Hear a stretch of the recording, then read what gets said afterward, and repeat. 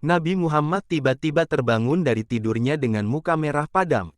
Seperti diceritakan oleh Zainab binti Jahsy, saat terbangun itu, Nabi tiba-tiba berkata, "Tiada Tuhan yang patut disembah selain Allah.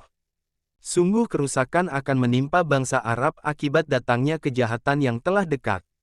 Hari ini, sebuah lubang sebesar ini telah terbuka di dinding Ya'juj dan Ma'juj. Ketika itu, Nabi membuat tanda lubang dengan ibu jari dan jari telunjuknya. Legenda mengenai Ya'juj dan Ma'juj tak hanya dikenal di dalam ajaran Islam. Dalam ajaran Kristen dan Yahudi pun, kisah mengenai sekelompok manusia yang bakal membuat kerusakan besar di muka bumi itu juga diceritakan, lebih dikenal dengan nama Gog dan Magog.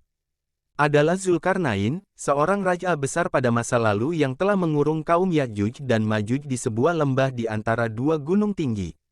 Dengan cara membangun tembok penghalang terbuat dari besi dan tembaga, seperti diceritakan dalam Al-Quran Surah Al-Kahfi ayat 93-97.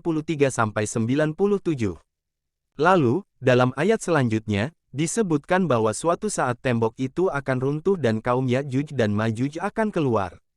Dan, pada hari itu, ketika tembok terbuka, kami biarkan mereka bercampur baur satu sama lain seperti gelombang.